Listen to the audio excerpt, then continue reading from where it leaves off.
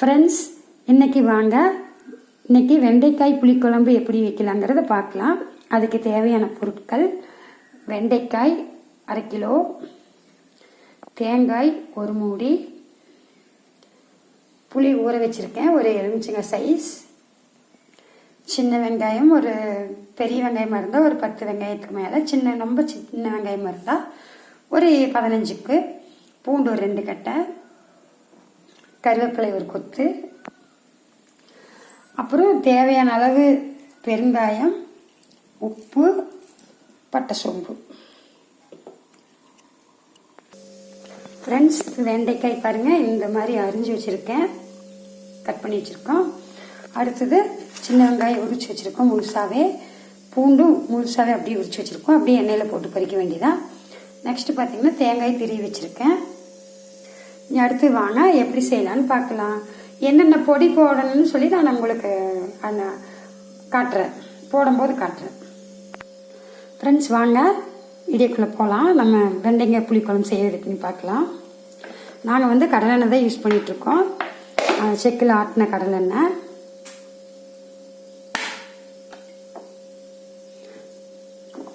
அதிகமாக வேண்டாம், கம்மியாக வேண்டாம், ஓரளவுக்கு மட்டும்.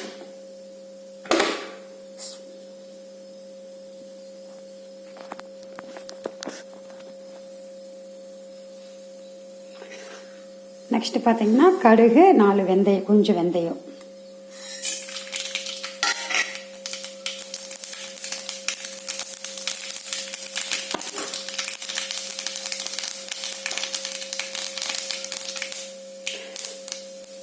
அடுத்தது பூண்டு,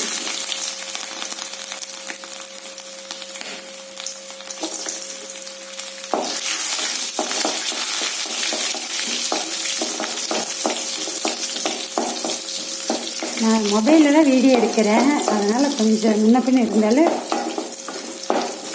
அட்ஜஸ்ட் பண்ணிக்கோங்க.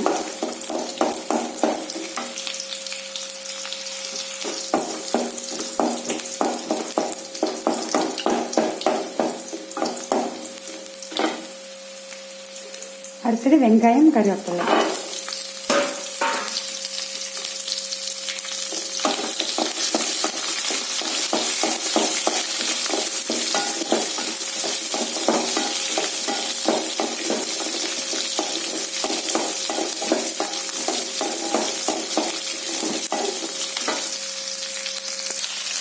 ஃப்ரெண்ட்ஸ், ஒரு 2 வரமிளகாய், ஒரு தக்காளி பழம் போட்டிருக்கேன். தக்காளி பழம் ஆப்ஷனல் தான், நீங்கள் வேணுன்னா போட்டுக்கலாம், இல்லை வேணுன்னா விட்டுடலாம். ஃப்ரெண்ட்ஸ், இப்போ வெங்காயம் நல்லா வதங்கிடுச்சு, வெங்காயம் நல்லா வதங்கிடுச்சு. இப்போ பொடிகள் என்னென்ன பொடின்னு பார்த்தீங்கன்னா, மசாலா பொடிகள்: கொத்தமல்லி தூள் 1 ஸ்பூன், மஞ்சள் தூள் 1/2 ஸ்பூன், வரமிளகாய் தூள் 1 ஸ்பூன், சாம்பார் பொடி 1 ஸ்பூன், கரம் மசாலா 1/4 டீஸ்பூன்.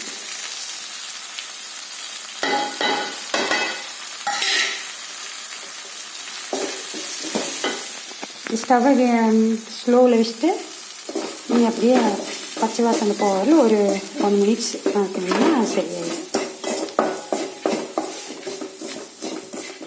காரம் அதிகமாக வேணுங்கிறவங்க வரமிளகாய் தூள் ஒரு 1/2 ஸ்பூன் சேர்த்துக்கலாம், சாம்பார் தூள் 1/2 ஸ்பூன் சேர்த்துக்கலாம். இப்போ ஸ்டவ் ஹை ஸ்பீட் வச்சுட்டு புளி ஊற்றிக்கலாம். புளி நான் கரைச்சி வடித்து வச்சுருக்கேன்.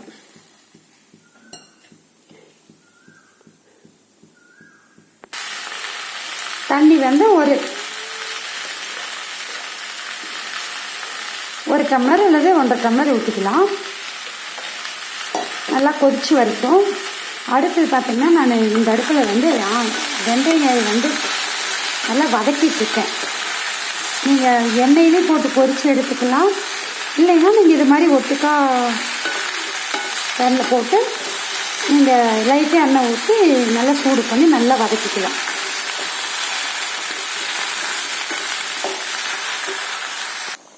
ஃப்ரெண்ட்ஸ், இப்போ நல்லா கொதிச்சு வந்துருச்சு. இப்போ நான் உங்களுக்கு ஃபஸ்ட்டு காட்டினது பொடி உப்பு காட்டினேன், அது ஒரு டப்பாவில் காட்டுறதுக்காக இருக்குங்காக காட்டினேன். நான் யூஸ் பண்ணது கல் உப்பு தான். உப்பு தேவையான அளவு போட்டுக்கோங்க.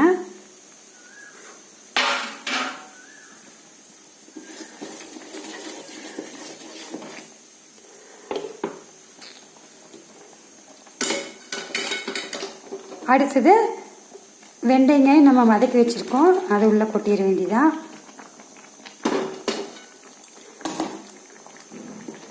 இது நல்லா வெந்து வரட்டுன்னு லாஸ்ட்டாக தேங்காய் அரைச்சி வச்சுருக்கேன்.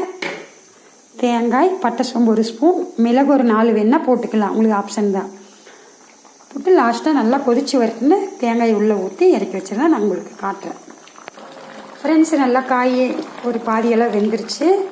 இந்த ஸ்டேஜில் நம்ம தேங்காய் பால் ஊற்றிக்கலாம். இது நல்லா கொதிச்சு வரட்டும். எண்ணெய் பிரிஞ்சு வந்தால் நம்ம இறக்கிடலாம். ஃப்ரெண்ட்ஸ், லாஸ்ட்டாக இதுவும் ஆப்ஷனல் தான். நான் ஆல்ரெடி அரைச்சி வச்சுருக்கேன். வெந்தய பொடி கொஞ்சம், பருப்பு பொடி கொஞ்சம், அப்புறம் அரிசி வறுத்து கொஞ்சம் அரைச்சி வச்சுருக்கேன். இதில் கொஞ்சம் ஆட் பண்ணிக்கலாம்.